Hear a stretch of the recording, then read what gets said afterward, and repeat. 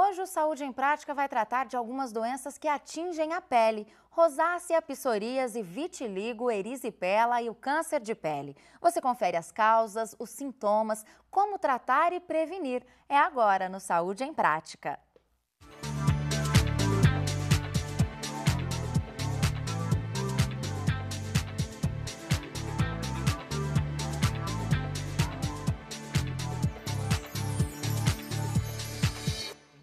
E para falar sobre doenças de pele, o nosso convidado é Silvio Alencar Marques, dermatologista e professor da Faculdade de Medicina da Unesp de Botucatu. Doutor Silvio, muito obrigado pela sua presença aqui no Saúde em Prática. Olá, Juliana. Olá a todos. É um prazer estar aqui com vocês e à disposição para as questões suas e dos ouvintes. Prazer é todo nosso. E no decorrer do programa, nós vamos mostrar algumas fotos que o doutor trouxe para a gente, para que o pessoal de casa possa identificar as doenças que nós vamos tratar. Então, para a gente começar, doutor, essa foto que nós estamos vendo agora é de rosácea. O que causa a rosácea, doutor? Rosácea é uma enfermidade, Juliana, não tão comum, mas também não tão rara. Ela era denominada no passado de acne rosácea, porque ela guarda semelhança com a acne juvenil dos adolescentes. E a causa dela, na verdade, são múltiplas. Por isso que dizemos que é uma enfermidade multifatorial. Entre elas, certamente está a predisposição genética da pessoa.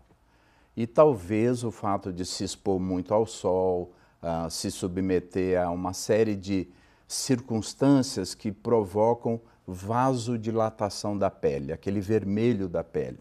As pessoas que ficam vermelhas por estresse, por vergonha, em tese, são pessoas que seriam predisponentes a desenvolver rosácea no futuro.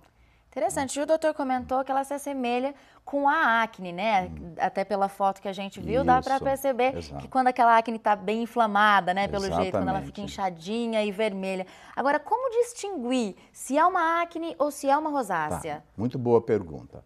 A acne clássica é do jovem e a rosácea é da pessoa adulta, acima dos 30, 40 anos.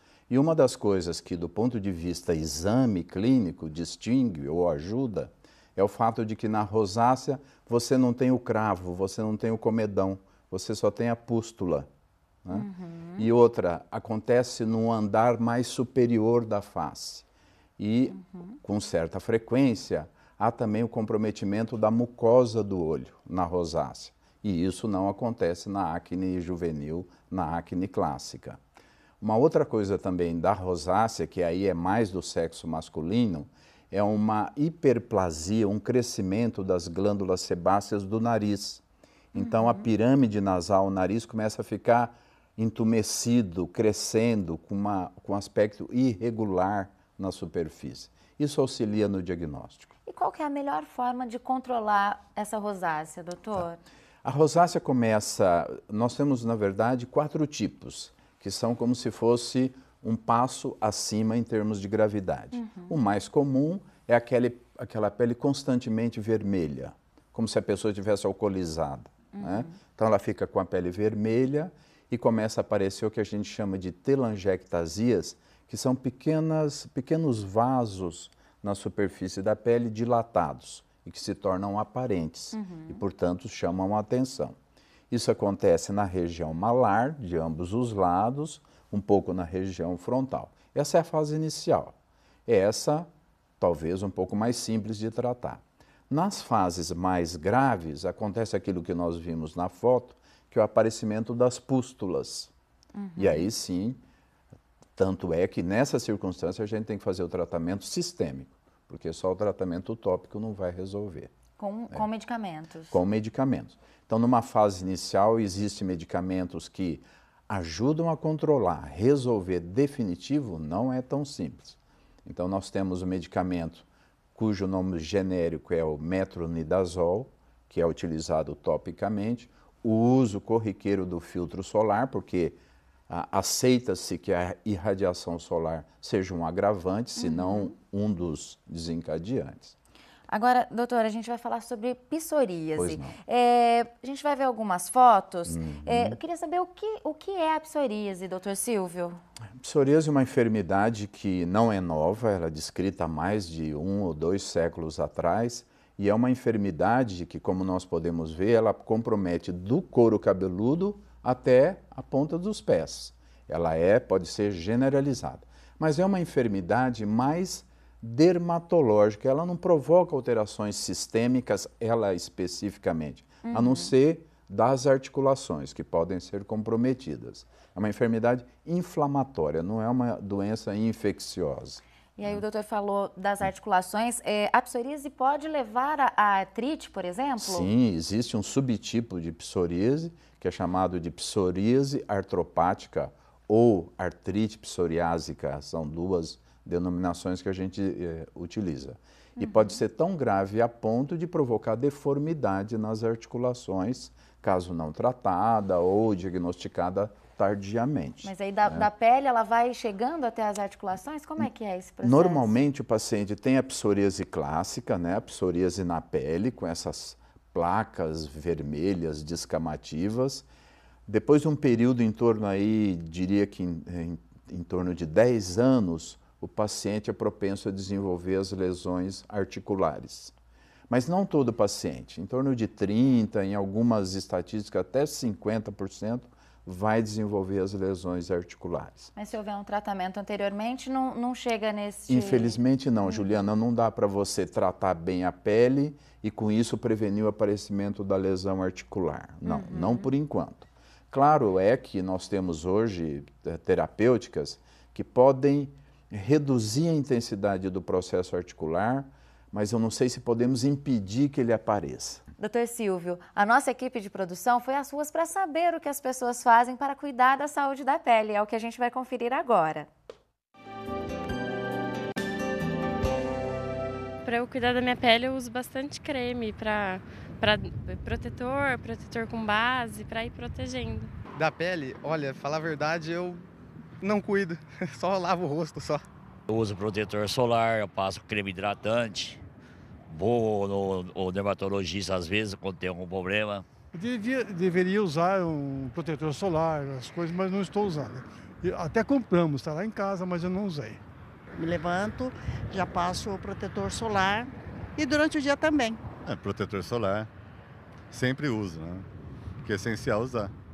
Fora isso, não muito caprichoso, não. Procuro proteger do sol, né? Não tomar sol, não me queimar, né? E minha mulher, de vez em quando a coisa me dá um creminho, eu passo na mão, quer dizer, ela me ajuda a cuidar, né? Parece que está mais equilibrado, né? Pelo menos todo mundo acho que já tem em mente em relação à importância do filtro solar, né, doutor? Certo. Bom, nós vamos agora para um rápido intervalo. No próximo bloco, o assunto é vitiligo e erisipela. Então, continue com a gente.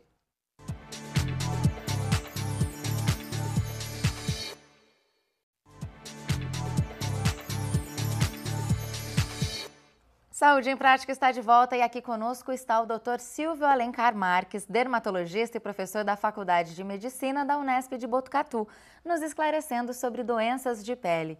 Agora, doutor Silvio, vou pedir para o pessoal soltar a próxima sequência de fotografias, que a gente vai falar sobre o vitiligo. Perfeito. O que é que causa o vitiligo, doutor? A genética também influi? Genética é importante no vitiligo, pelo menos 30% dos pacientes têm alguma história familiar de vitiligo, mas aparentemente não é só isso. Existe uma autoagressão imunológica contra a célula produtora do pigmento. Agora, as razões pelas quais o paciente, a partir de uma certa idade, passa a agredir suas células produtoras de pigmento, destruindo essas células, alterando sua função, é algo ainda não muito claro. Agora, ela é uma doença evolutiva, doutor? Infelizmente, sim. Na verdade, o vitiligo é um pouco imprevisível, Juliana. Ele pode ter uma manifestação, estabilizar e permanecer como tal, estável. Outros até regridem, total ou parcialmente. Mas a tendência, infelizmente, da maioria é pouco a pouco ir ampliando cada lesão em termos de diâmetro e aparecendo novas lesões. Bom, doutor, agora nós vamos ver o depoimento do José Siqueira, que convive com o vitiligo há 7 anos. Vamos ver.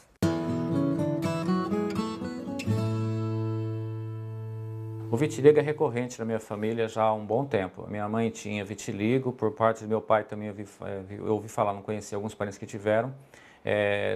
Os meus irmãos, nós três temos vitiligo em casa. No meu corpo, as partes que mais se destacaram e até que cresceram foi nas mãos e no rosto, né? Alguma coisa ao longo dos braços também. O vitiligo, de uma certa forma, me causou algum incômodo no começo, mesmo porque eu não sabia bem como lidar com isso, com relação ao sol, essas coisas todas, né? Mas com relação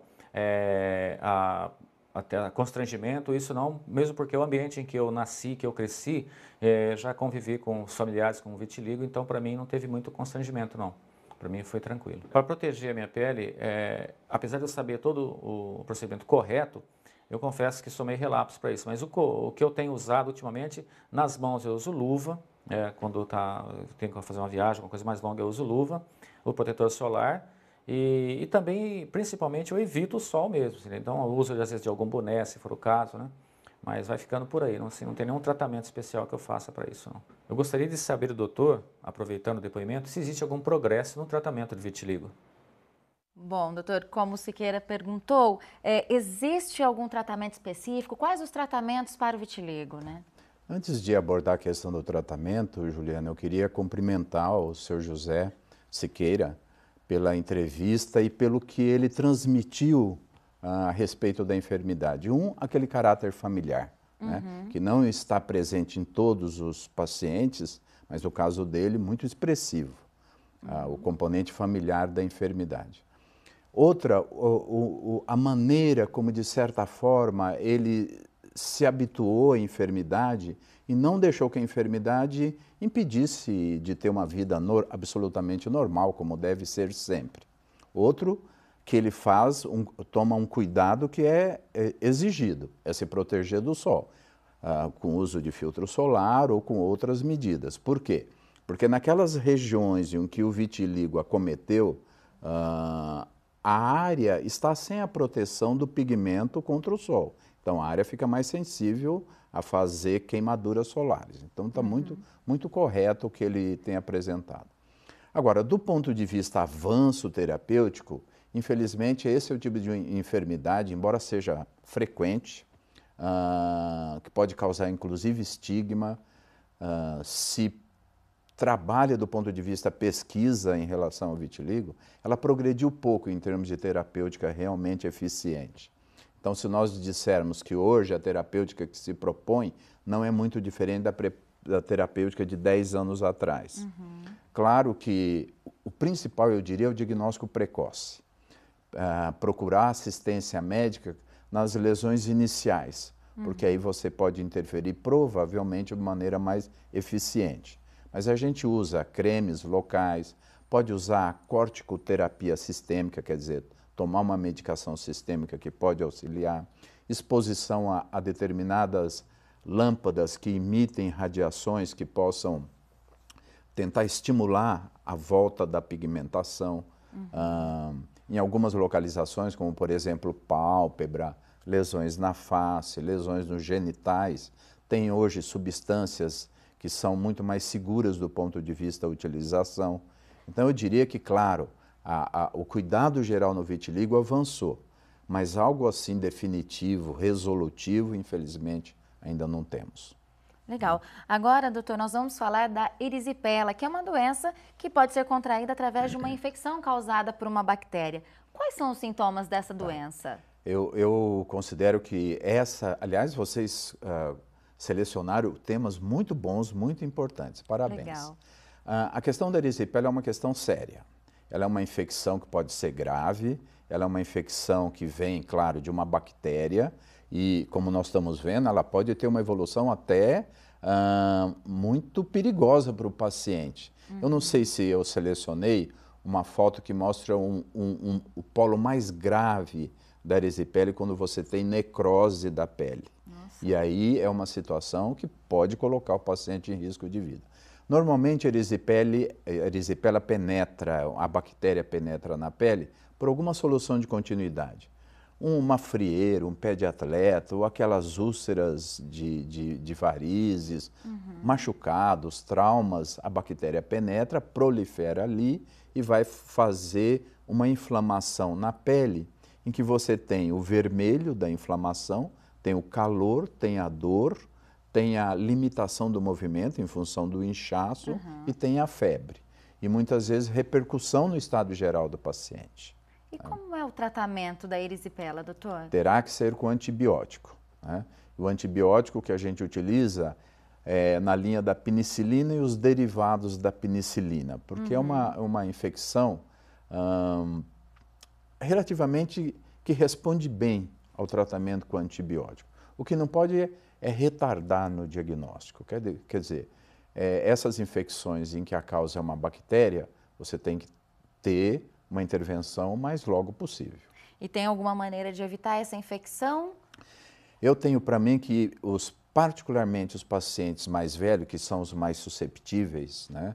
Os pacientes que fazem consumo abusivo de álcool, que não têm uma nutrição adequada, eles têm que aprender a vigiar seus pés, principalmente das frieiras, pequenos cortes no calcanhar, né? O hábito de usar a sandália havaiana ou sandália de dedo, às vezes provoca uma hipertrofia da pele do calcanhar e às vezes partindo, ali por onde penetra a bactéria, né? Ou machucados quando vai fazer cutícula ou vai fazer algum tipo de procedimento que acaba lesando a pele, né? Essas são... e quem tem úlcera na perna. Infelizmente, muitas pessoas têm úlceras de varizes, essas úlceras são porta de entrada da bactéria. Tem que ficar atento, Tem né? que ficar atento. Bom, doutor Silvio, antes de encerrar o bloco, nós vamos conferir a última etapa da nossa enquete sobre a saúde da pele. Roda aí! Da minha pele, desse aspecto sou meio descuidado, não cuido muito não. Eu passo filtro solar durante o dia e à noite eu passo um creminho noturno. Faço a limpeza com um sabonete específico, passo um creme, eu vou na dermatologista periodicamente. Não cuido, não ligo para isso. Faço a barba 2, 3 vezes por semana só e pronto. Eu procuro comer bastante fruta, verdura, legumes, essas coisas que eu sei que não prejudicam muito a pele, assim. Bom, a minha pele, eu faço a barba de manhã e eu passo um creme, não faço botox. Muito legal. Tem que cuidar da pele, não dá para esquecer, né, doutor? Sem dúvida. A pele é, como se diz, o nosso espelho, né? Então tem que ser bem cuidada. Nós vamos agora para um rápido intervalo e no próximo bloco vamos falar sobre o câncer de pele. E tem também o quadro de olho no tratamento. É daqui a pouco.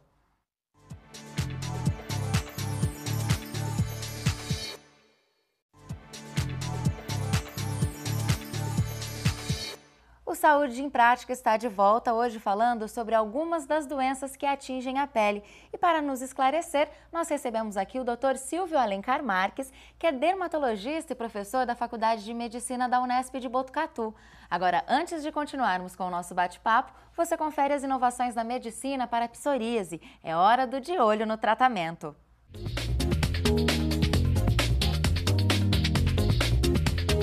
Olá, eu sou o Dr. Ivander Bastazini Júnior, médico dermatologista e responsável pelo serviço de dermatologia do Instituto Lauro de Souza Lima, de Bauru, São Paulo.